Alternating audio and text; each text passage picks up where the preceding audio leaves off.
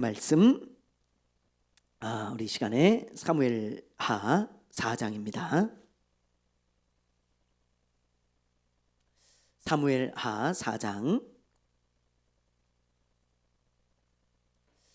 1절부터 12절입니다. 1절부터 12절을 펴놓으시기 바랍니다. 지난주에 살펴본 사무엘하 3장에 보면 이스라엘의 군대를 지휘하는 총사령관이고, 그리고 사울의 막내 아들인 이스보셋을 왕으로 세운 아브넬이 죽잖아요. 그죠? 기억나시죠? 다윗의 군사령관인 요압이 자기 동생의 복수를 하겠다고 아브넬을 투항하러 온 아브넬을 찔러 죽입니다. 그래서 지난주에 이런 요압을 보면서 이런 사람이 되면 복을 받지 못한다, 그 말씀을 나누었잖아요. 그죠? 예. 요압은 어떤 사람이었습니까? 요압은요, 진짜 수단과 방법을 가리지 않고 자기의 목적을 얻고자 했던 사람이에요. 이런 사람은 굉장히 위험한 사람이라 그랬죠. 여러분, 우리 크리스찬 중에도 수단과 방법을 가리지 않고 목적을 얻으려고 한다, 굉장히 위험한 것입니다. 이번에도 안타깝게 대통령이 그냥 자기 어떤 목적을 위해서 엉뚱한 행동을 하니까 온 나라가 혼란스럽잖아요. 여러분, 얼마나 어지럽습니까?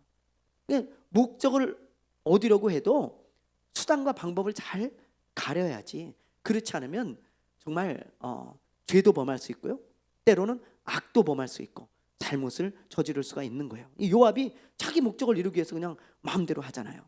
그리고 또 요압은 어떤 사람이었습니까? 왕까지도 통제할 수 없는 사람이었죠. 아무도 통제를 못해. 이런 사람 굉장히 위험하죠. 그죠, 여러분? 누가 말해도 통제가 안 돼. 아나무인인 사람, 이런 사람 복을 받을 수가 없어요.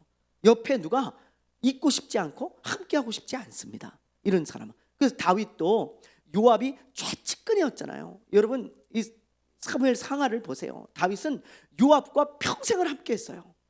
그런데 그렇게 함께한 최측근을 복을 빌어야 되잖아요. 그잖아요.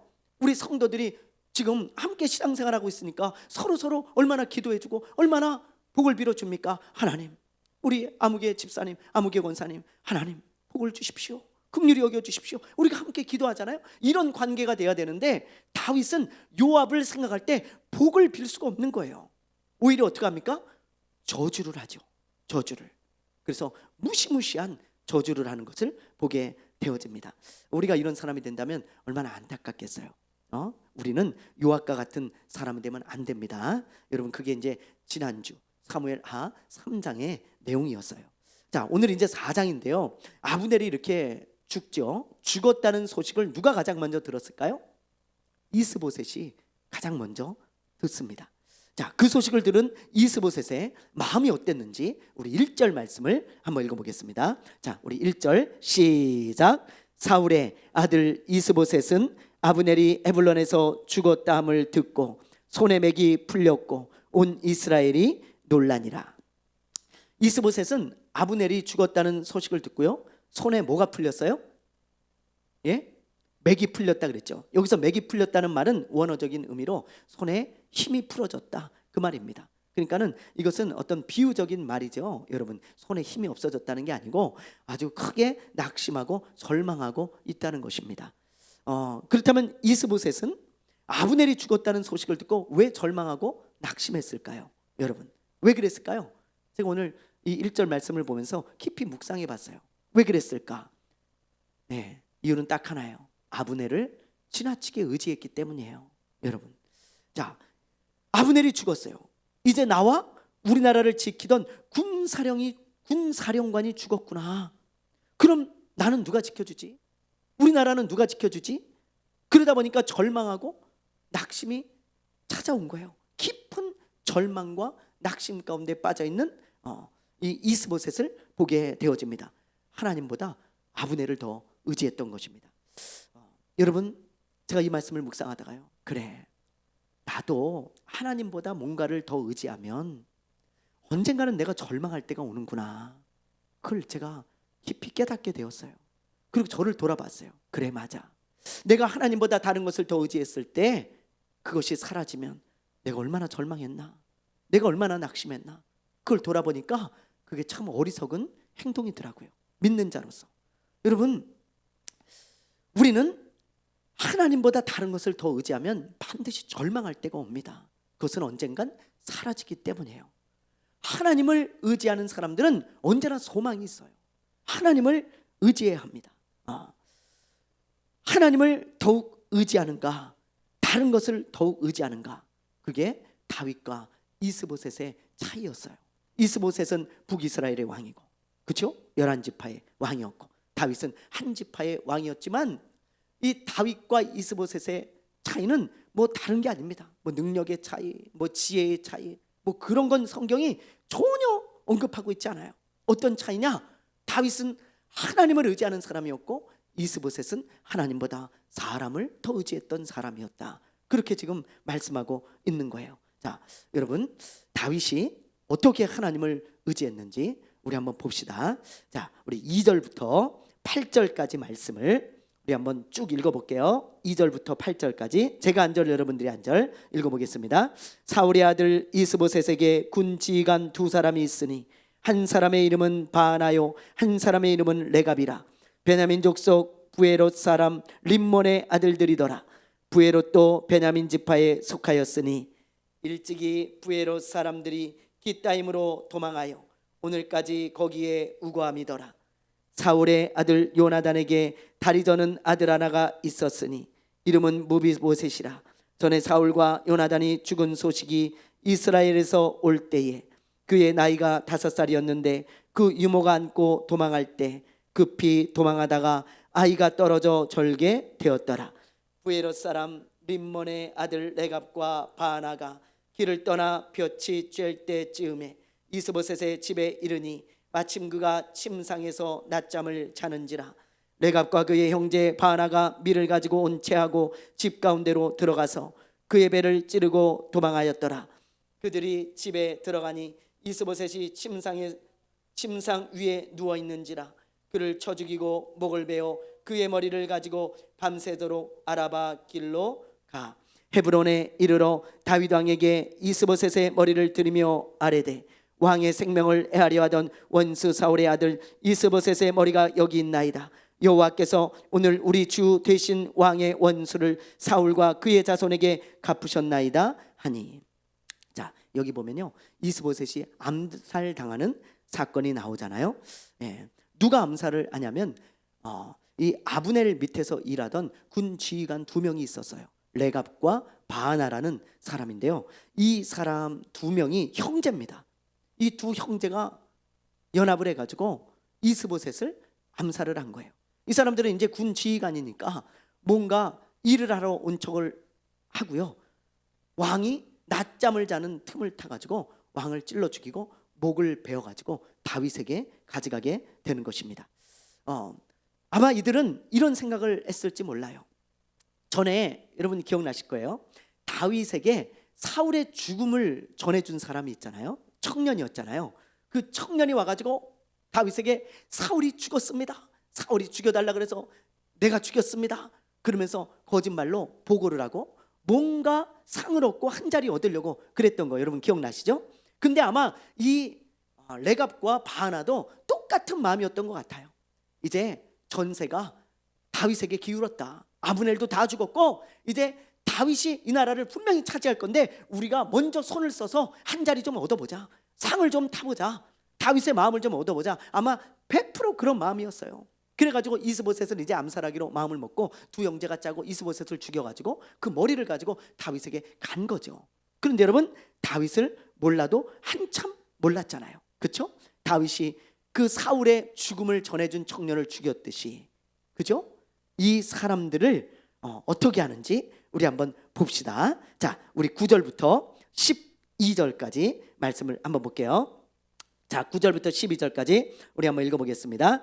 다윗이 부에롯 사람 림몬의 아들 레갑과 그의 형제 바나에게 대답하여 그들에게 이르되 내 생명을 여러 환난 가운데서 건지신 여호와께서 살아계심을 두고 맹세하노니 전에 사람이 내게 알리기를 보라, 사울이 죽었다 하며 그가 좋은 소식을 전하는 줄로 생각하였어도 내가 그를 잡아 시글락에서 죽여서 그것을 그 소식을 전한 가품으로 삼았거든.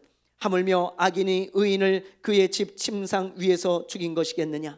그런즉 내가 악인의 피 흘린 죄를 너희에게 갚아서 너희를 이 땅에서 없이 하지 아니하겠느냐 하고 청년들에게 명령하며 곧 그들을 죽이고 수족을 베어 헤브론 목가에 매달고 이스보셋의 머리를 가져다가 헤브론에서 아브넬의 무덤에 매장하였더라. 아멘. 예. 어떻게 합니까?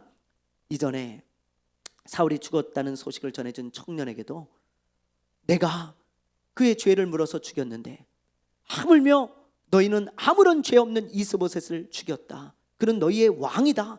너희의 상관이고, 그런데 아무런 죄도 없는 왕을 배반하고 그를 죽였으니 너희가 그러고도 살 것 같으냐? 여봐라, 저놈들을 당장 목을 베어라. 그래가지고 군인들이 데려가가지고 목을 베어서 죽이는 그런 사건이 있었어요.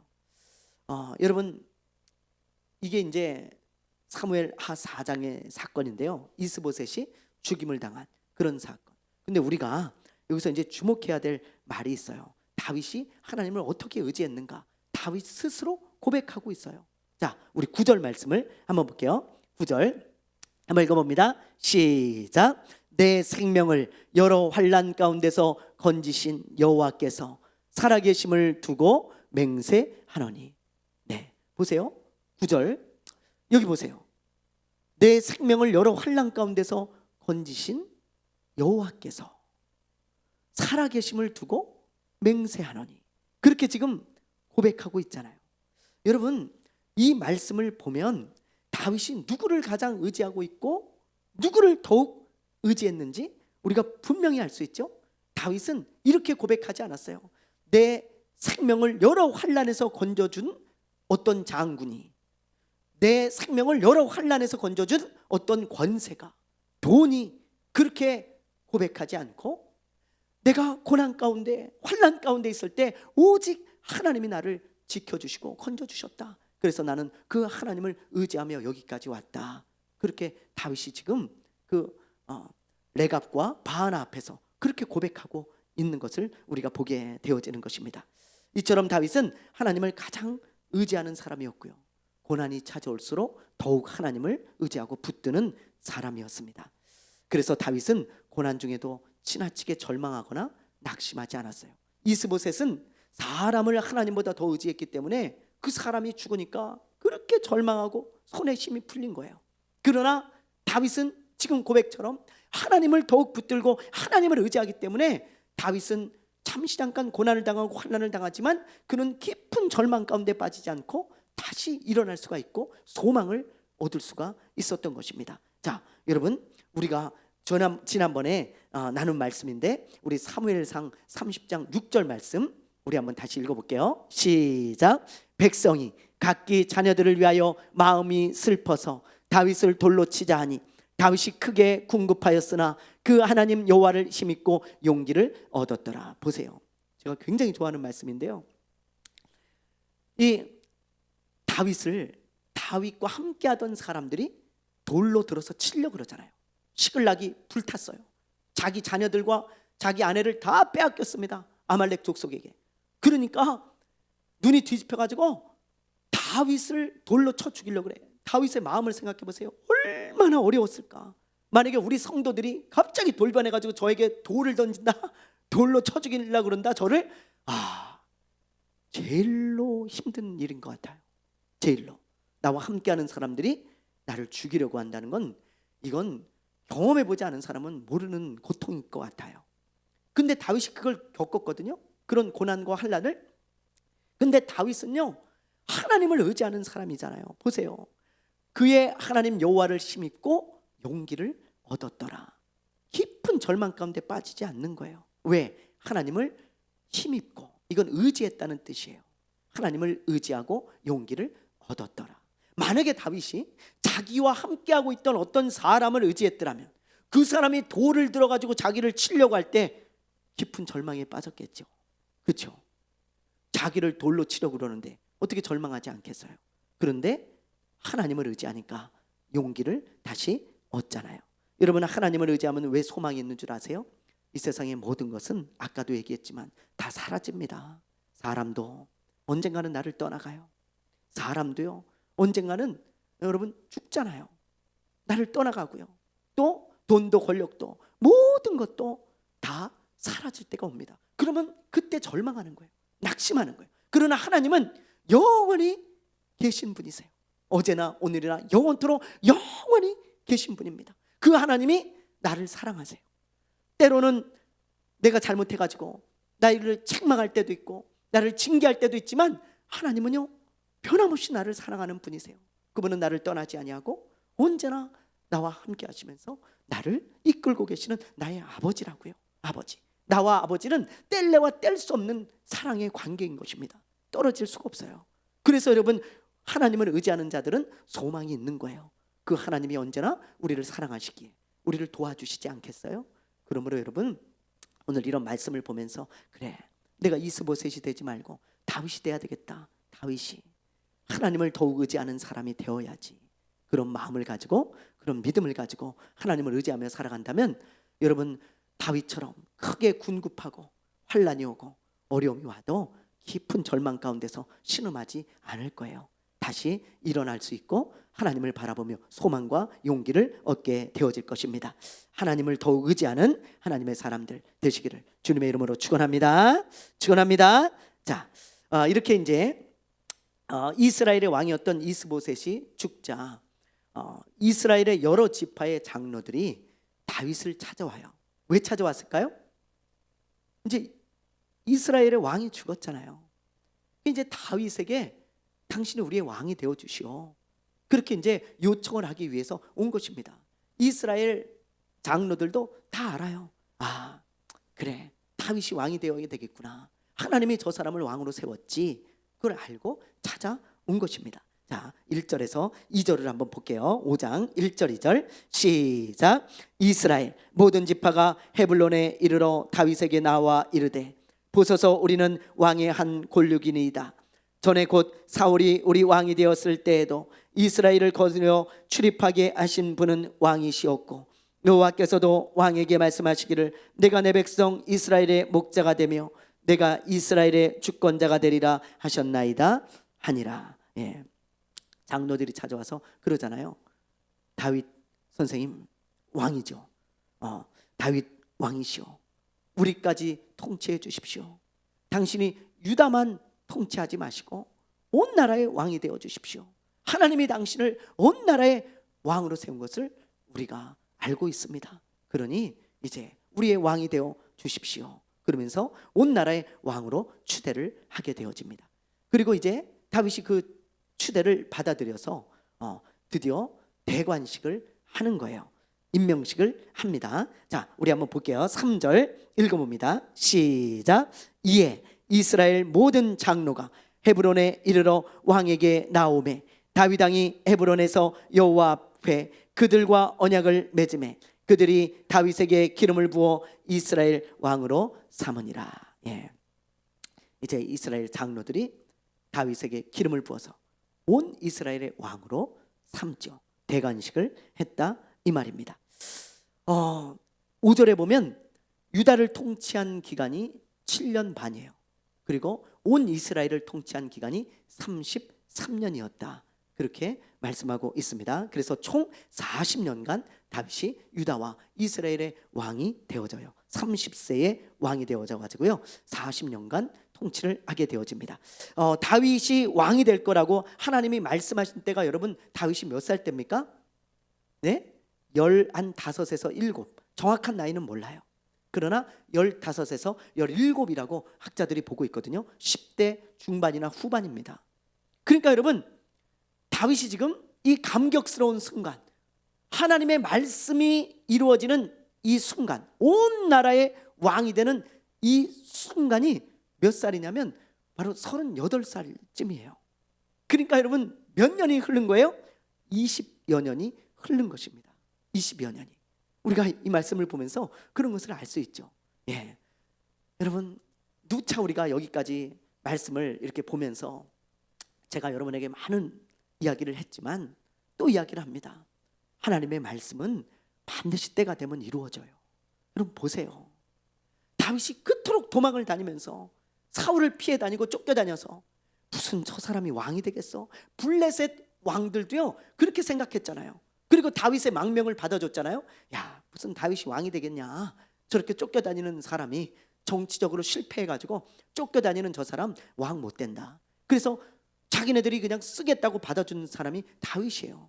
누가 봐도 다윗은 왕이 될 기미조차 보일 수 없었던 사람입니다. 왕의 미움을 사가지고 도망다니는 그냥 도망자일 뿐이에요.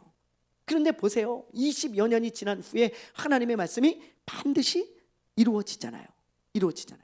그러므로 우리는 하나님의 말씀을 기다릴 줄 알아야 돼요. 하나님의 말씀을 마음에 철석같이 믿고 기다릴 수 있는 믿음이 있어야 되는 거예요. 하나님의 말씀은 반드시 이루어집니다. 이런 말을 하면 어떤 분은 이런 질문을 합니다. 목사님, 다윗은요 지금 보니까 하나님이 왕이 된다고 말씀하셔가지고 때가 돼가지고 이 말씀이 이루어졌는데 저는 하나님이 말씀하신 게 하나도 없는데 도대체 무슨 말씀을 믿고 기다려야 됩니까? 이렇게 질문하는 분들이 있을 것 같아요. 그런 분들에게 제가 답을 드리겠습니다. 여러분, 자, 하나님이 여러분의 귀에 들려주시고 마음에 주시는 어떤 말씀만 하나님의 말씀이 아니에요. 오히려 그런 말씀은 하나님이 주신 말씀이 아닐 수 있죠. 잘 분별하고 잘 여러분 검증해야 됩니다. 여러분의 뭐 귀에 들렸다든지 여러분의 뭐 마음 가운데 들린 음성들은 잘 검증하고 분별할 필요가 있어요. 그게 하나님의 말씀인지 아닌지. 그죠? 그러나 분명한 하나님의 말씀이 있잖아요. 그게 뭘까요? 네, 여러분, 성경이죠. 이 성경은 하나님의 말씀입니다. 100%. 그래서 이 성경 말씀은 다 하나님의 말씀이니까 우리가 이 말씀을 믿고 기다리면 되는 거예요. 그게 하나님이 나에게 주신 말씀이지 뭐가 하나님이 나에게 주신 말씀이겠어요. 여러분, 이 말씀이 하나님이 나에게 주신 말씀이에요. 그러므로 이걸 꼭 붙들고 믿고 기다리다 보면 반드시 하나님의 말씀이 이루어질 때가 있다니까요. 예를 들어 예수를 믿는 자는 구원을 받는다. 하나님이 성경에서 그렇게 말씀하고 있죠. 그렇죠? 아멘이죠? 네. 근데 이 말씀이 당장 우리에게 이루어지는 것처럼 보이지 않잖아요. 아니, 예수 믿으면 구원받는다 그랬는데 네가 무슨 구원받은 자냐? 네가 천국 가는 사람인지 어떻게 알 수 있어? 우린 분별할 수 없고요. 우리는 겉으로 보여지는 게 아니에요. 그런 것들은 언제까지 기다려야 돼요? 우리의 육신이 끝날 때까지. 우리의 육신의 생명이 끝나면 온전한 구원이 이루어지는 것을 우리가 보게 될 거예요. 그래서 여러분, 우리가 이 예수 믿으면 구원받는다는 이 말씀이 이루어지는 것을 보려면 우리 육신의 생명이 끝날 때까지 믿음을 지키며 기다려야 되는 거예요. 그래서 우리가 여러분 믿음을 지키며 살아가고 있는 거 아니겠어요? 그 믿음이 있기 때문입니다. 그 믿음이 없다면 여러분, 우리가 뭐하러 예수를 믿고 이 밤에 이렇게 모여서 우리가 이렇게 신앙생활을 하고 있겠어요? 하나님의 말씀을 뭐하러 귀 기울여 듣겠습니까? 내 멋대로 살면 되지, 그잖아요. 하나님의 말씀이 이루어질 때가 반드시 있어요. 지난주에 우리 지방의 목사님 중에 한 분이 하나님의 부름을 받았습니다. 연세가 이제 80이 넘으신 분인데 이제 이분이 우리 지방의 어른이셨는데 부름을 받았어요. 이별을 했기 때문에 한편으로는 아쉽고 한편으로는 뭐라 그럴까요? 좀 서운한 마음이 있었습니다. 우리 교회도 오셔서 이제 말씀을 전해주신 분인데 근데 한편으로는요 되게 부러운 거 있죠. 왜 부러웠냐면, 야, 저분은 마지막까지 믿음을 지키다가 충성하다가 주님의 부르심을 받았구나. 지금 낙원에서 기쁨으로 쉬고 있겠지. 기쁨으로 지내고 계시겠지. 그리고 예수님이 재림하시면 이제 이 세상이 끝나고 새하늘과 새 땅, 우리가 말하는 저 천국에서 영원히 주님과 함께 살게 되었으니 얼마나 부러운 사람인가, 얼마나 감사한가, 그런 생각이 드는 거예요. 여러분, 왜요? 하나님의 말씀은 반드시 이루어지니까. 누가 뭐라 그래도 저는 그걸 믿어요. 예수님이 재림하시고 그리고 이 세상이 끝나면 새하늘과 새 땅 천국에서 우리가 살게 된다는 거 저는 믿습니다. 그래서 여러분 이렇게 믿음을 지키며 살아가지요. 또 기도도 마찬가지죠. 성경에 보면 예수님의 이름으로 기도하면 이루어 주신다는 약속의 말씀이 얼마나 많습니까? 근데 하나님은 자판기가 아니잖아요. 동전 넣으면 바로 뭔가 나오는 자판기가 아니라고요. 하나님은요 기도하면 반드시 주시는데 기다려야 되는 거예요. 하나님의 때가 될 때까지 우리가.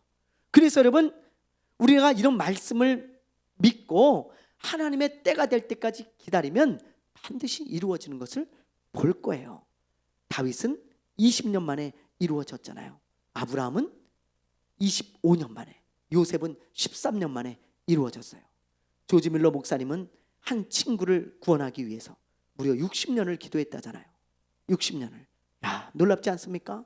여러분, 그 60년간의 기다림, 그렇게 기다리며 기도했을 때 이 친구가, 조지 밀러 목사님이 그 친구가 구원받는 것을 보지 못하고 돌아가셨는데 조지 밀러 목사님의 무덤에 와가지고 이런 고백을 했다잖아요. 이보게, 자네가 나를 위해서 60년간 기도했다지. 이제야 자네 기도가 이루어졌네. 내가 이제 예수를 믿겠네. 그랬다잖아요. 여러분, 얼마나 놀랍습니까? 반드시 하나님의 말씀은 이루어질 때가 있습니다. 여러분, 때로는 지치고 때로는 포기하고 싶을 때도 있지만 이 말씀은 꼭 명심하세요. 반드시 하나님의 말씀은 이루어집니다. 반드시 이루어져요. 하나도 땅에 떨어지지 않아요. 여러분, 기도하다가 낙심하지 마세요. 또 우리 저번에 금요기도회 때도 하나님 뭐라고 말씀하셨습니까? 선을 행하다가 낙심하지 말지니 때가 되면 이루리라 말씀하셨잖아요. 여러분, 반드시 하나님의 말씀은 이루어지므로 우리가 믿고 기다려서 그 약속을 받아내는 하나님의 사람들 되시기를 바랍니다. 예, 다윗이 20년 만에 이렇게 하나님의 말씀이 이루어지는 걸 보니까 한편으로는 야, 다윗 참 대단하다 그런 생각도 들고, 한편으로는 그래, 참 하나님의 은혜가 감사하고 하나님의 말씀을 꼭 믿고 기다리며 살아야겠구나 그런 마음이 들더라고요. 자, 이제 마지막으로 다윗이 예루살렘을 차지하는 이야기를 보겠습니다. 여러분, 예루살렘, 우리가 이스라엘의 수도로 알고 있죠. 이스라엘의 수도가 언제부터 예루살렘이 되었을까요? 예루살렘, 다윗이 차지하면서부터예요. 다윗이. 그러니까 지금으로부터 다윗은 약 3,000년 전 사람인데 이 3,000년 전에 다윗이 여부스를 차지합니다. 이 지금 성경에 나오는 여부스가 이 예루살렘이에요. 예루살렘. 그 당시 지명이 여부스입니다. 여부스 사람들이 살고 있었기 때문에 그 지역을 여부스라 그랬어요. 그래서 이 여부스를 점령을 하고 수도로 삼아요. 예루살렘을.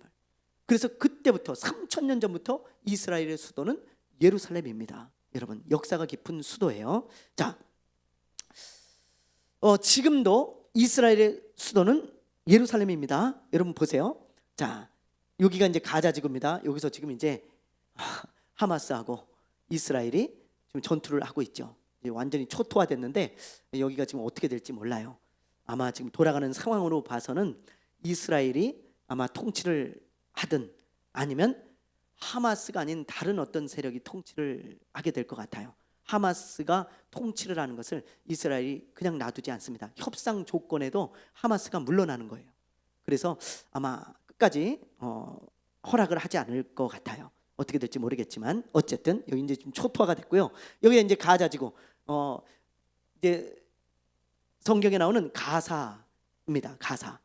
블레셋의 5성읍 중에 가사라고 있잖아요. 거기가 지금 여기예요. 가자지구, 가사지구 이렇게 되는 거고요. 자, 여기 이제 보라색이 서안지구입니다. 서안지구. 여기는 이제 강경파들, 이스라엘을 적대시하는 강경파들이 있는 곳이고요. 여기 서안지구는 이스라엘과 함께 살고 있는 팔레스타인 민족들이에요. 근데 여기 여러분 보세요. 이 서안지구를 이렇게 보면 지도가 희한하죠. 예루살렘을 가운데 딱 끼고 있어요. 원래는 이 팔레스타인 사람들이 먼저 이 땅을 차지하고 있었잖아요. 1948년에 이스라엘이 이제 다시 이 땅을 회복했습니다. 이게 성경의 예언이 이루어진 거거든요. 이스라엘이 회복되면 예수님이 오실 때가 가까이 왔다 그랬어요. 그리고 지금 100년이 지나지 않았어요. 예수님이 오실 때가 머지 않았습니다. 이스라엘의 회복은 예수님의 재림의 때가 가까이 왔다는 것을 상징하는 거예요. 정신 차려야 돼요. 그래서 여러분, 근데 지금 1948년, 그러니까 약 한 75년 정도, 77년 정도가 지금 지났습니다. 이스라엘이 회복되고, 근데 지금 하나하나 성경의 예언이 말씀이 이루어져 가고 있어요. 이제 이스라엘을 공격하는 이슬람 연합군들, 그리고 러시아가 이제 개입이 되면서 이스라엘을 공격하면 이제 성경에 말하는 그 전쟁이 일어나고 이제 얼마 안 있어서 정말 예수님이 오세요. 여러분, 그런 때 우리가 지금 살고 있는 거예요. 자, 근데 어쨌든 여기 보면 이 서한지구와 이스라엘이 예루살렘을 같이 쓰고 있어요. 원전은 팔레스타인이 차지해가지고 예루살렘을 수도로 삼았는데 이제 이스라엘이 들어오면서 이게 어떻게 너네 수도냐? 이건 3,000년 전부터 우리 수도다. 다윗 왕 때부터 우리 수도였으니까 우리가 차지하겠다. 그래가지고 이스라엘이 차지를 했습니다. 그래서 이 팔레스타인과 이스라엘이 같이 이제 자기네 수도라고 우기면서 같이 쓰고 있는데 이 팔레스타인 사람들이 약 한 30% 정도가 예루살렘에 살고 있고 나머지는 다 이제 유대인이나 뭐 이런 부류들이 이제 살고 있다 그래요.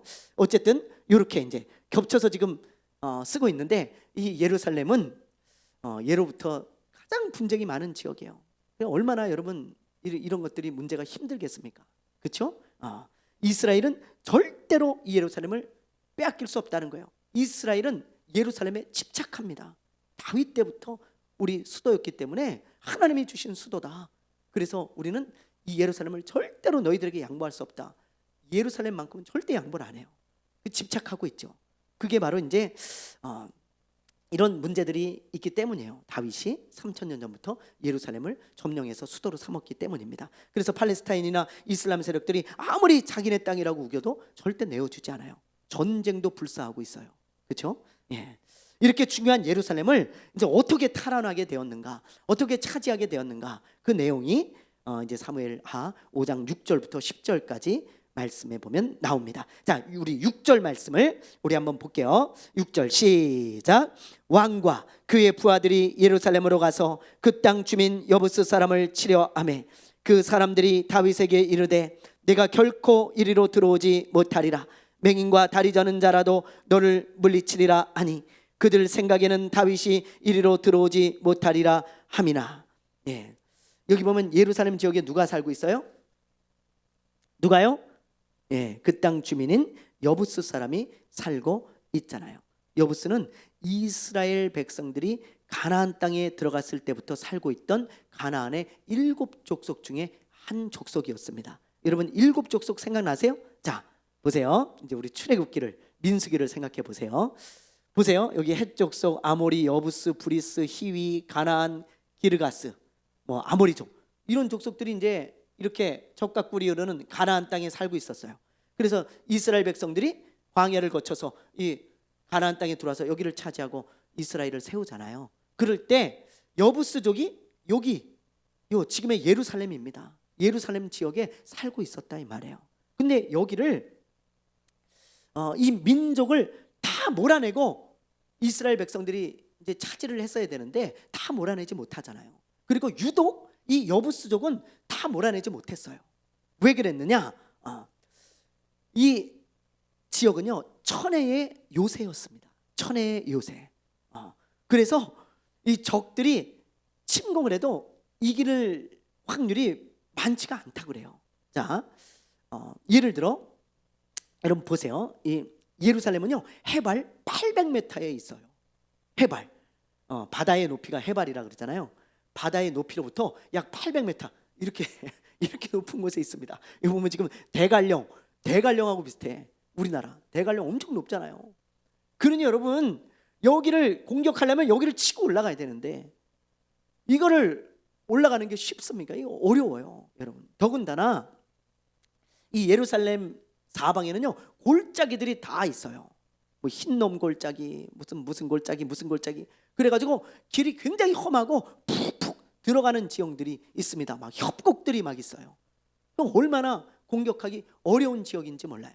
여기에 견고한 성을 쌓고 딱 틀어닫으면 웬만한 적도 물리칠 수 있는 천연의 요새가 되는 거예요.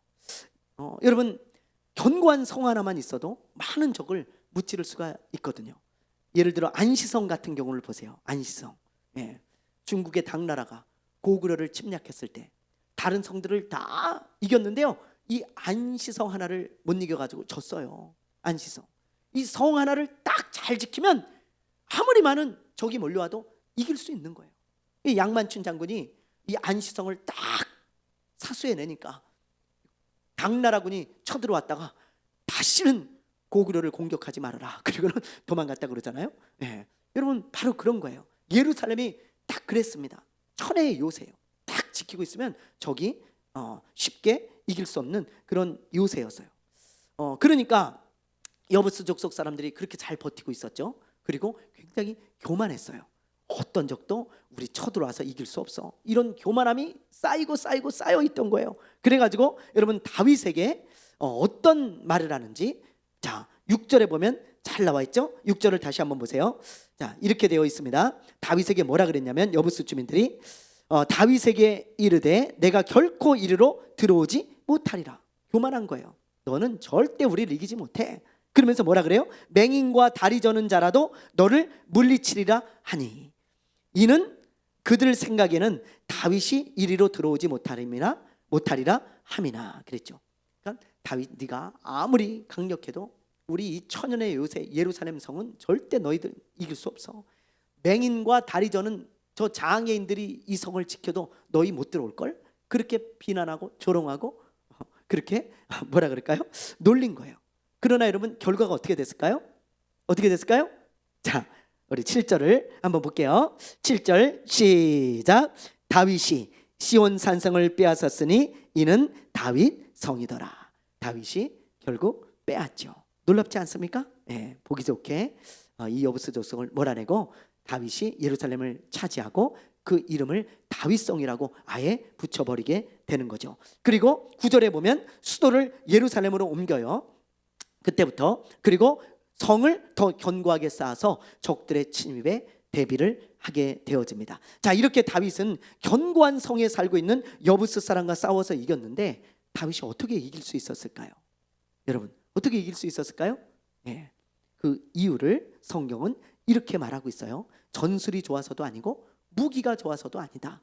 10절 말씀, 오늘 요 말씀을 우리가 좀 깊이 나누고 마치려고 합니다. 자 10절 시작.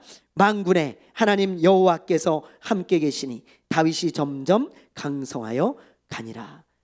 이 말씀에 제가 얼마나 은혜를 많이 받았는지 몰라요. 그리고 오늘 기도할 때도 제가 계속 이 말씀을 되새기면서 하나님 앞에 기도를 올려드렸어요.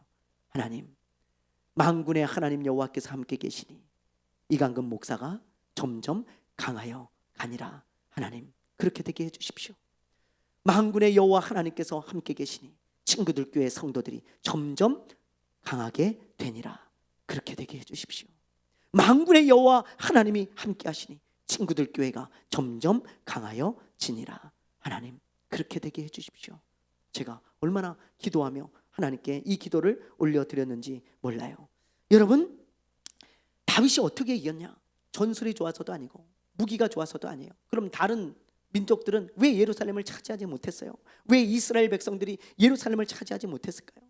여러분 무기가 그렇게 좋았는데, 전술이 그렇게 좋았는데, 이거는 전술이 좋아서도 아니고 무기가 좋아서도 아니고 성경은 하나님이 함께 하셨기 때문이라고 말씀하고 있어요. 여러분 우리가 이런 말씀을 보면서 진짜 크게 깨달아야 됩니다. 많은 사람들은 어떤 일을 할 때 승리하는 비결로 좋은 방법을 꼽아요. 좋은 수단을 꼽습니다. 그래서 어떤 일을 할 때 방법을 짜는데 올인하잖아요. 어떤 방법을 짜고 어떤 수단을 짜는데 올인하잖아요. 그죠? 그러면 승리하고 형통하고 잘 될 줄 알아요. 그러나 여러분 아무리 방법을 잘 짜고 아무리 수단을 잘 짜도 하나님이 함께 하지 않으면 형통할 수 없다는 것을 우리에게 보여주잖아요. 우리 믿는 자들은 그래서 어떤 방법에 올인하기보다 하나님이 나와 함께하는 방법을 찾아야 돼요. 하나님이 어떻게 하면 나와 함께 하실까? 하나님이 나와 어떻게 하면 함께 해주실까? 그걸 더 생각해야 돼요. 그걸 더 올인해야 되는 거예요. 우리가 하나님 어떻게 하면 하나님이 저와 함께 하십니까? 하나님 어떻게 하면 하나님이 제가 하나님과 동행할 수 있죠? 그걸 더 신경을 쓰고 그걸 더 관심을 가지고 그걸 더 애쓰고 간절히 구하고 찾으면 여러분 하나님이 함께함으로 우리가 형통하고 강하여질 수 있는 것입니다. 그래서 여러분 무명한 자 같으나 유명한 자요, 없는 자 같으나 있는 자요, 지는 자 같으나 이기는 자가 되는 비결은 하나님이 함께하는 거라 이 말이에요. 하나님이 함께하심. 그래서 민수기 14장에 보면 이런 일이 있잖아요. 가나안 땅을 정탐하고 돌아온 10명의 정탐꾼이 악평을 했을 때 이스라엘 백성들이 전부 그 말에 동조해가지고 하나님을 원망하고 이집트로 다시 돌아가려고 그러죠. 그때 하나님이 너희들 안 되겠다 그러면서 광야에서 40년 동안 뺑뺑이를 돌리잖아요. 그런 말씀을 하시잖아요. 그때 이 이스라엘 백성들이 모세에게 이런 말을 합니다. 어떤 사람들이 나와서 우리가 잘못했습니다. 우리가 저 가나안 땅을 쳐들어가서 지금 당장 점령하겠습니다. 그때 모세가요 말려요. 왜 말리냐? 이런 말을 하면서 말려요. 자, 우리 한번 읽어보겠습니다. 시작. 모세가 이르되 너희가 어찌하여 이제 여호와의 명령을 범하느냐? 이 일이 형통하지 못하리라. 여호와께서 너희 중에 계시지 아니하니 올라가지 말라. 너희의 대적 앞에서 패할까 하노라. 여러분, 영적인 전쟁은 하나님께 달려 있어요. 우리 믿는 자들의 손은 하나님의 손에 달려 있습니다. 여러분, 모세가 왜 말려요? 하나님이 너희와 함께하지 않으니까. 너희가 아무리 많이 올라가고 전술을 잘 짜고 무기를 가지고 올라가도 너희는 질 수밖에 없어. 하나님이 함께 가지 않을 거야. 그러니 가지 마. 근데 말 죽어도 안 들어요. 아닙니다. 우리가 잘못했습니다. 하나님께 원망을 한 거 용서해 주십시오. 그러면서 우리 올라가겠습니다. 지금이라도 순종하겠습니다. 그리고는 올라가가지고 대패하고 내려오잖아요. 하나님이 함께하지 않으면 아무리 많은 사람이 가도 지고, 하나님이 함께하면 기드온이 300명과 함께 가도 이겨요. 18만 5천 명을 이깁니다. 여러분, 이게 승리의 비결이에요. 우리가 오늘 이 말씀을 보면서 우리 절대로 잊어버리지 맙시다. 그래, 내가 방법을 찾기보다 하나님과 함께하는 방법을 찾아야지. 하나님이 나와 어떻게 하면 함께 하실까? 내가 어떤 말씀에 순종해야 될까? 내가 어떤 마음으로 살아가야, 어떤 마음으로 하나님을 섬기고, 어떤 마음으로 이 세상을 살아가야 하나님이 나와 함께 하셔서 내가 점점 강하여질까? 그걸 생각해야지. 어떻게 하면 내가 잘 될까? 어떤 방법을 쓰면 내가 더 잘 될까? 이런 것들은 우리에게 별로 의미가 없는 것이라는 것입니다. 여러분, 그래서 요한 웨슬리 목사님은 이런 말을 하셨어요. 자, 우리 함께 읽어보고 마칠까요? 자, 읽어봅니다. 시작. 무엇보다 가장 좋은 것은 하나님이 우리와 함께 하신다는 것입니다. 요한 웨슬리 목사님이 뭔가 아시는 분이에요. 그렇죠? 감리교를 창시하신 요한 웨슬리 목사님. 요한 웨슬리 목사님이 가장 좋아하는 말씀이 임마누엘의 하나님이었다 그래요. 가장 좋은 것은 하나님이 우리와 함께 한다는 것이다. 그게 우리의 소망이고 그게 우리의 승리의 비결이다. 늘 그렇게 말씀하셨던 요한 웨슬리 목사님. 뭔가 좀 아는 분입니다. 우리도 늘 그렇게 믿고 그렇게 고백하고 그렇게 살아갔으면 좋겠어요. 하나님, 나에게 가장 좋은 것은 하나님이 나와 함께 하신다는 것입니다. 하나님, 우리 교회에 소망이 있는 것은 하나님이 함께 하신다는 것입니다. 우리 성도들에게 희망이 있는 것은 하나님이 함께 하기 때문입니다. 여러분, 그 말씀을 붙들고 살아가시길 바라요. 우리 이 시간에 기도합시다. 하나님, 우리와 함께 해주십시오. 우리가 아무리 전술 전략을 잘 짜고 아무리 지혜롭고 똑똑하고 아무리 노력을 해도 하나님이 집을 세우지 않으면 세우는 자의 수고가 헛되고 하나님이 지키지 않으면 아무것도 막을 수 없습니다. 하나님, 다윗이 하나님과 함께해서 점점 강하여지고 형통한 자가 되었듯이 하나님, 우리 교회가, 우리 가정이, 우리 성도들이, 또 저의 인생이 하나님, 하나님이 함께함으로 강성하여지고 형통한 인생 되게 하옵소서. 우리 이 시간에 잠시 우리 간절히 기도하고 마치겠습니다. 주여!